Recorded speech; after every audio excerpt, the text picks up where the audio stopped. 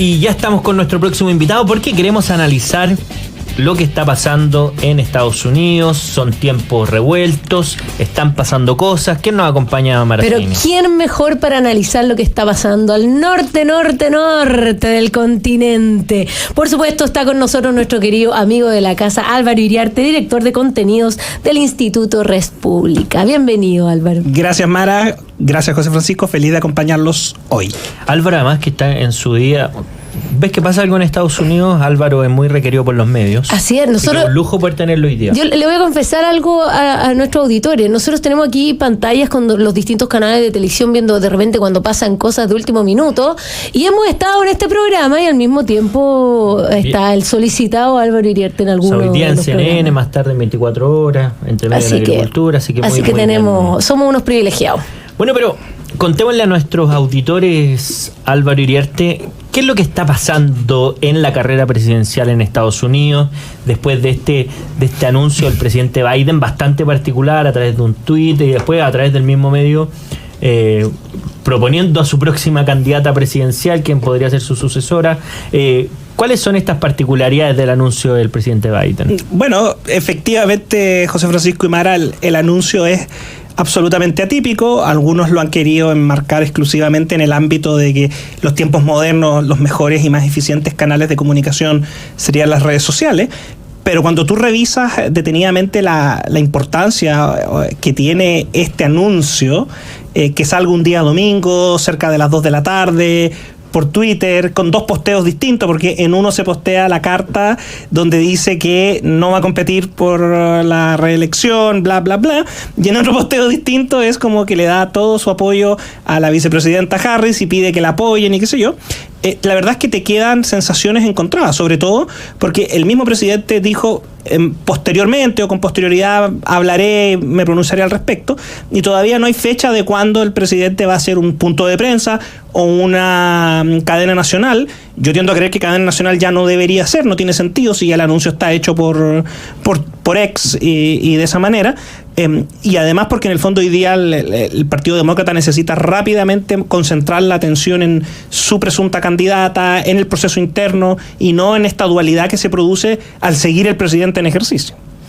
Oye, Álvaro, a mí, esta declaración del presidente Biden me pareció muy, muy extraña, porque creo que lo primero es que no da explicaciones de por qué se baja. Entonces, ¿qué pasa cuando tú no das explicaciones frente a algo que es una campaña a la cual tú dijiste voy y Correcto. nada me va a bajar? Excepto, que está la parte que he estado haciendo yo, si algún médico dice en un examen que yo no estoy capacitado para hacerlo. Esa fue la única opción que le había dado. Ahora, todos entendemos que en política hay presiones por parte de los partidos, de los que financian las campañas, hay un montón de cosas para hacer las encuestas, por supuesto, pero acá la falta de explicación abre a muchas interpretaciones. Correcto. ¿Cómo ves tú este error comunicacional o tal vez estrategia comunicacional? No, yo creo que aquí existe yo creo que es más grande que un error comunicacional. Yo creo que aquí el Partido Demócrata y en especial la administración Biden y la campaña Biden, haciendo la separación, han cometido una serie de errores desde el 27 de junio, que fue el debate en Atlanta, perfecto, hasta hoy día, casi un mes.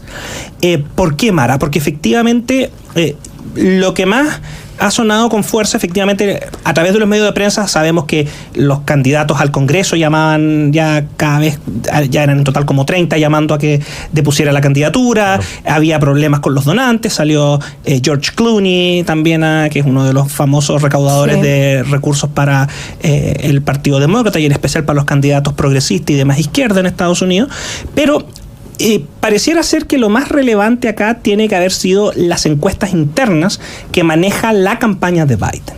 Y estas encuestas pueden tener un rango amplio, Mara, pero en el fondo pueden ser las encuestas de intención de voto nacional, la intención de voto en los estados bisagra, y también yo me atrevería a decir que tienen que tener las encuestas del entorno, o sea, cómo afecta las carreras hacia abajo, las carreras al Senado en los estados bisagra y las carreras a la Cámara de Representantes en los distritos clave donde ganó Trump y hay un candidato hoy día, hay un representante demócrata. Yo creo que estos números internos de la campaña Biden tienen que ser a lo menos iguales a los que nosotros conocemos a través de la prensa y los portales de encuesta, o derechamente peores. Y eso te explica esta operación tan rápida y tan, de alguna manera, quirúrgica. Es como, no me bajo, sigo, compito, estoy bien, trato de dar pruebas, no resulta, aumenta la presión, me bajo por Twitter y sigo fuera por el tema COVID. O sea, evidentemente el debate fue lapidario para Biden. Sí, claramente. Y un par de errores, que a lo mejor, antes que pregunte, algunos errores que cometió el presidente también después. Lo vimos con Zelensky, enuméralos para que nuestros auditores también, que la vicepresidenta Kamala también la trató de Trump. Trump, que iba a ganarle la elección el 2020 a el 2020, Trump. Claro, se equivocó de año, le dijo vicepresidenta a Trump, le dijo Putin a Zelensky. Entonces, claro, yo creo que a partir de ese momento fue lapidario las encuestas. ¿Tú crees que por ahí va un poco? Sí, o sea, lo que ocurre es que en el fondo acá hay cosas que uno no puede controlar el futuro hasta que suceden los acontecimientos y se van desarrollando, pero efectivamente las voces más críticas, que fueron las primeras en salir, querían que el presidente Biden depusiera de inmediato la candidatura para ganar tiempo valioso. La gente lo pierde de perspectiva, pero estamos a 107 días de la elección de noviembre. Son 3 meses en la práctica. 3 meses y 10 días. 3 meses y 17 días. Es muy poco tiempo. Y en ese orden de idea, el mes que se perdió entre el debate y hoy día, o las 3 semanas y algo, son, la verdad, bastante importantes, a tal punto que la serie de acontecimientos en el periodo de tiempo entre la mala actuación en el debate y el domingo, donde baja la candidatura, pueden terminar siendo fatales no solamente para la campaña presidencial de los demócratas, sino que eventualmente para las carreras más competitivas en el Senado. Y acá estoy pensando en esos 2 o 3 asientos que te pueden marcar la diferencia para que los republicanos queden con el control del Senado.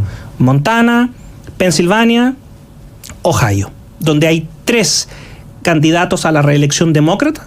Montana es un estado absolutamente republicano, pero tiene un demócrata en el Senado. Ohio está cada vez más republicano, pero tiene un demócrata en el Senado. Y Pensilvania es un estado bisagra puro. Mira. Bueno, y a propósito de esto que renuncia el presidente Biden a la carrera presidencial, inmediatamente han surgido algunas voces que dicen, bueno, si es que no está capacitado para ser candidato a la presidencia, quizás tampoco está capacitado para ser presidente de la República, y por tanto empiezan a cuestionar cuál es el rol o el desempeño que tiene Biden ahora y quién estaría finalmente gobernando. ¿Qué espacio ves para que haya algo al respecto, o queda tan poco tiempo que una batalla que ni siquiera vale la pena dar? Porque algunos, claro, hablan de un posible impeachment o lo que sería en formato chilensis una acusación constitucional, pero claro, estamos a ¿cuánto? 6 meses de que termine el gobierno, quizás no vale la pena. Mira, desde una perspectiva institucional puede que no valga la pena, pero aquí el Partido Republicano y la campaña de Trump tienen que hacer el análisis de cuánto beneficio político les trae mantener esta discusión sobre la mesa en los 3 meses que vienen de elección. Porque efectivamente, esto es lo que se comentó, yo mismo lo he comentado hace un par de semanas ya, pero hubo un hito este fin de semana, que fue que el nominado a vicepresidente por el Partido Republicano, J.D. Vance, tuiteó, o claro, no sé cómo se dice ahora, exió, no sé, buena pregunta, no, posteó en X, gracias José Francisco, posteó en X esta pregunta. El presidente de la Cámara de Representantes, el speaker técnicamente, también planteó esta situación. Ahora, políticamente yo creo que puede rendirles fruto seguir con este tema, porque es el argumento que tú dabas, José Francisco. O sea, bueno, ¿quién está dirigiendo el país? Sobre todo si vas a tener a la vicepresidenta en modo campaña. O sea, es obvio que no va a ser ella la que va a estar dirigiendo los claro, destinos del país. Y acá se produce un contraste notable con la situación más similar a esta, que es la de la elección del año 1968, cuando el presidente Lyndon Johnson, también demócrata, decide no competir por la reelección. Él trata de traspasar, y lo consigue exitosamente, que el nominado sea su vicepresidente. ¿Cómo se llama esto? Herbert Humphrey. Pero en ese orden de idea había una diferencia. Lyndon Johnson única y exclusivamente depuso su candidatura porque los números electorales eran malos porque no obtuvo un resultado promisorio en la primaria de New Hampshire y porque tenía la crisis con la guerra de Vietnam. Nunca estuvo en cuestionamiento la capacidad de Johnson de administrar Estados Unidos. Y siguió administrando hasta que entregó el gobierno, en ese caso, a Richard Nixon. Acá el escenario no es ese.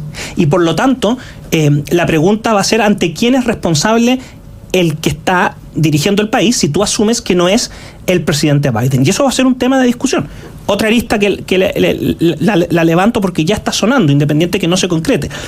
A lo mejor no van por la acusación del presidente para la destitución del presidente Biden, sino que podrían ir por un impeachment de la vicepresidenta, porque en estricto rigor, de acuerdo a la Constitución y a la enmienda 25, la vicepresidenta en este caso, tiene la atribución de, con la firma del gabinete, declarar al presidente inhábil para gobernar. Entonces, tú podrías apuntar tus dardos, en vez de malgastar tus dardos en el presidente Biden, tú podrías decir, ¿cómo quiere ser la vicepresidenta Harris presidenta de este país si no cumple con la obligación constitucional que tiene hoy día, que sería destituir al presidente por inhabilidad? Esa pregunta puede surgir en el camino y podría estar en un debate, si es que hay debate.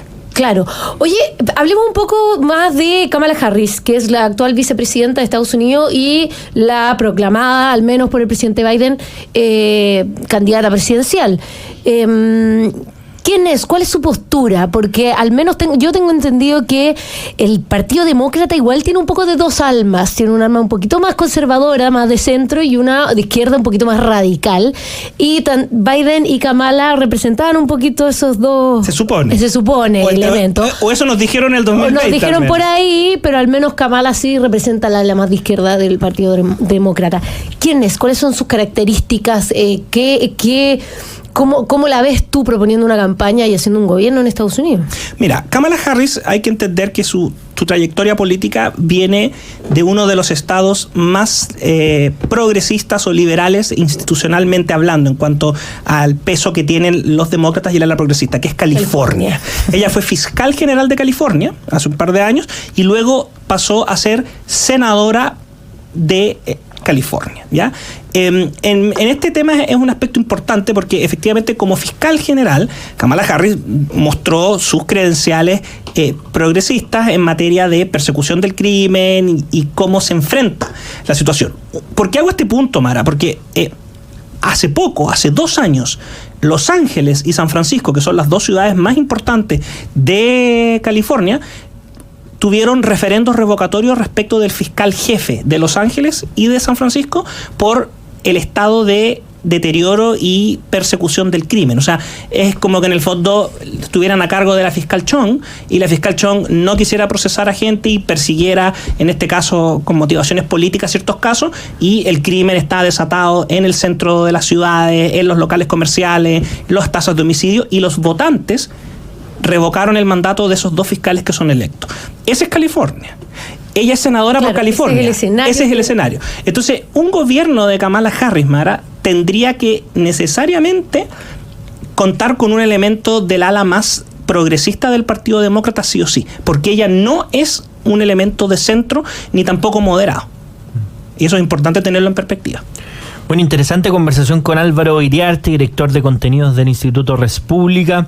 Álvaro, muchas gracias como siempre por acompañarnos en Llegó la Hora. Muchas gracias, Álvaro. Muy interesante la conversación. No, feliz, y vamos a estar pendientes porque van a seguir sucediendo cosas.